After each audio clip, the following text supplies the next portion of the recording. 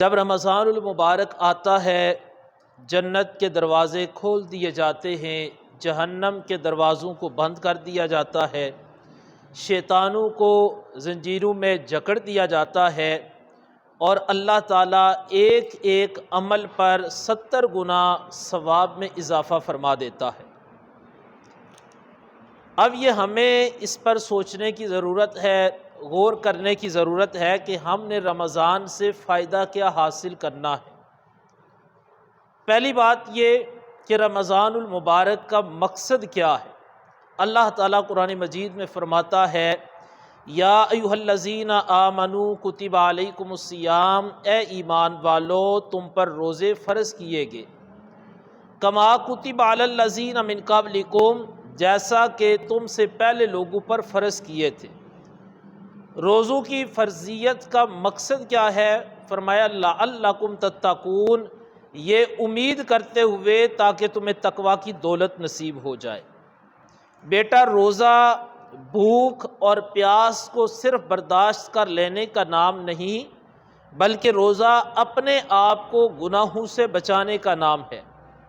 اگر آپ نے روزہ رکھا ہے، صبح سے لے کر شام تک بھوک کو برداشت کیا، پیاس کو برداشت کیا، لیکن نہ آپ نے نمازیں پڑھی، نہ آپ نے مسلمانوں کی دل آزاری کو چھوڑا، نہ جھوٹ کو چھوڑا، نہ کسی کو دھوکہ دینا چھوڑا، تو سمجھیں کہ روزے کا آپ کو کوئی فائدہ نہیں ہوگا۔ روزے کا فائدہ تب ہوگا کہ جب آپ نے روزہ بھی رکھا ہے تو آپ اپنے آپ کو گناہوں سے بھی بچاتی ہیں۔ ماہ رمضان المبارک یہ ہمارے پاس ایک عظیم موقع ہے، کس چیز کا؟ کہ ہم اپنی زندگیوں میں انقلاب لائیں، اپنی زندگیوں کو بدلیں۔ کس طرح؟ کہ اگر رمضان شریف سے پہلے آپ 5 وقت باقاعدگی کے ساتھ نماز نہیں پڑھتی تھی، تو رمضان المبارک میں 5 وقت نماز پڑھنا شروع کر دیں۔ اگر رمضان شریف سے پہلے آپ قرآن کریم کی تلاوت نہیں کرتی تھی معمول کے ساتھ، تو رمضان شریف میں قرآن کریم کی تلاوت آپ اپنا معمول بنائیں۔ بیٹا، اگر رمضان کا پورا مہینہ آپ اپنی عادت بنا لو کہ 5 وقت کی نماز پڑھنی ہے، تو مجھے بتاؤ کیا نماز کے بعد وہ بات قائم رہے گی کہ نہیں؟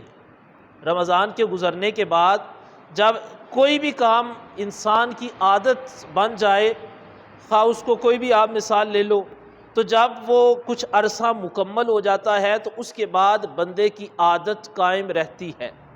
اگر رمضان کا پورا مہینہ آپ نیت کر لیں کہ میں نے نماز کی پابندی کرنی ہے، تو جب رمضان شریف مکمل ہو جائے گا تو آپ کا دل آپ کو نماز پڑھنے پر مجبور کرے گا۔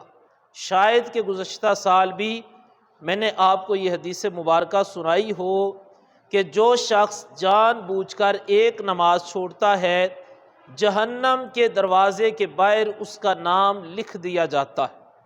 میں آپ سے سوال کروں کہ آپ نے کدھر جانا ہے، جنت یا جہنم؟ تو یقیناً یہی جواب آئے گا کہ ہم نے جنت میں جانا ہے۔ لیکن بیٹا، ہم دن میں 5 مرتبہ یا اس سے کم کر لیں یا زائد کر لیں، اپنا نام جہنم کے دروازے کے باہر لکھواتے نماز نہ پڑھ کر، تو دعویٰ ہمارا کیا کہ ہم نے کدھر جانا ہے؟ جنت میں۔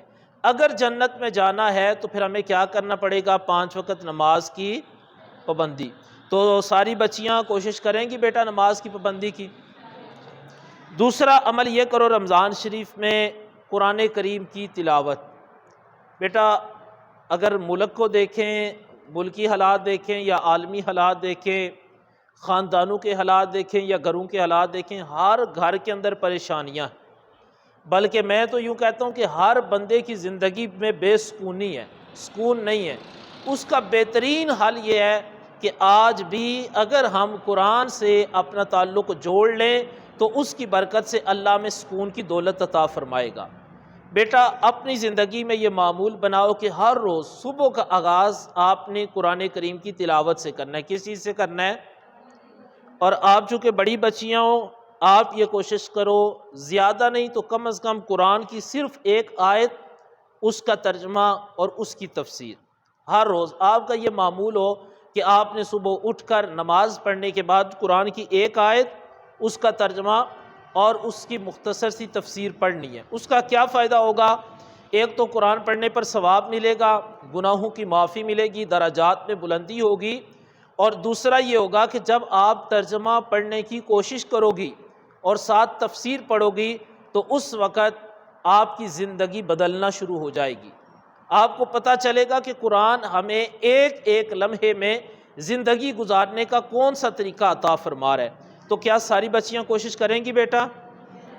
آپ قرآن کریم کی تلاوت کریں گی، ترجمہ ساتھ پڑھنے کی کوشش کریں گی، ساتھ تفسیر پڑھیں گی؟ بیٹا اس کام کو دیکھو، یہ ایک اللہ کا فیصلہ ہے، قدرت کا نظام ہے کہ جس نے بھی دنیا میں آنا ہے اس نے دنیا سے جانا ہے۔ مجھے بھی پتہ ہے، آپ کو بھی پتہ ہے، لیکن ہم کیا کرتے ہیں؟ ادھر رہنے کے لیے اپنی ہر ضرورت کو پورا کرتے ہیں، ہر چیز کا حل نکالتے ہیں کہ میں نے زندگی گزارنی ہے، مجھے اس کی یہ بھی ضرورت ہے، یہ بھی ضرورت ہے، یہ بھی ضرورت ہے، سب کچھ کرتے ہیں، لیکن ایک نہ ایک دن ہماری زندگی ختم ہو جانی ہے نا ایک دن۔ اب جو زندگی عارضی ہے ہم اس کے لیے سب کچھ کر رہے ہیں، لیکن جو زندگی مستقل ہے، مرنے کے بعد جو شروع ہونی ہے، اس کے لیے ہم کچھ بھی کرنے کو تیار نہیں ہیں۔ تو بیٹا یہ کوشش کرو کہ جو مستقل زندگی ہے ہم اس زندگی کا سامان تیار کریں۔ اس کا سامان کیا ہے؟ فقط نیک اعمال۔ اگر ہم نیک اعمال کریں گے تو ہماری آخرت بہتر ہوگی، اور اگر نیک اعمال نہیں کریں گے تو ہماری دنیا بھی برباد اور آخرت بھی برباد ہے۔ تو ساری بچیاں ان باتوں پر عمل کرنے کی کوشش کریں گی بیٹا؟ گزشتہ سال میں آپ کے پاس حاضر ہوا تھا، کس کس کو یاد ہے؟ کیا کیا میں نے بیان کیا تھا، کسی کو یاد ہے؟ کوئی ایک بات کوئی بچی بتائے گی بیٹا؟ ہاں جی، ہاں شاباش۔ اور اس کے علاوہ شاباش، کسی خوش قسمت بچی نے نماز ترجمے کے ساتھ یاد کی ہو؟ کی ہے بیٹا؟ سنانا پسند کرو گی؟ کھڑی ہو ذرا۔ یہ تو بہت اچھی بات ہے بیٹا، صرف ثنا کا ترجمہ سنا دو۔ سبحانک اللہم و بحمدک۔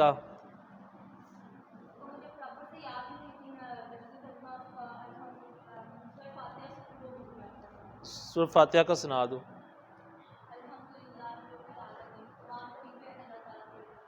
شاباش،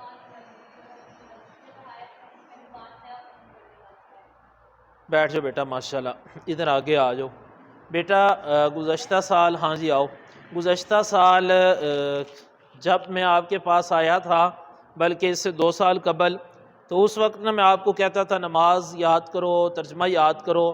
تو اب یہ کتاب میں نے لکھی ہے تحفہ نماز، اس میں نماز کا ترجمہ، کلمے، ضروری دعائیں، نماز کے مسائل، وضو کے مسائل، اور یہ تمام چیزیں ذکر کی ہیں۔ اس بچی کو تو میں دے رہا ہوں تحفہ، جس بچی کا دل کرے اس سے لے کر آپ نے نماز کا ترجمہ ضرور یاد، کوشش کریں گی ساری بچیاں؟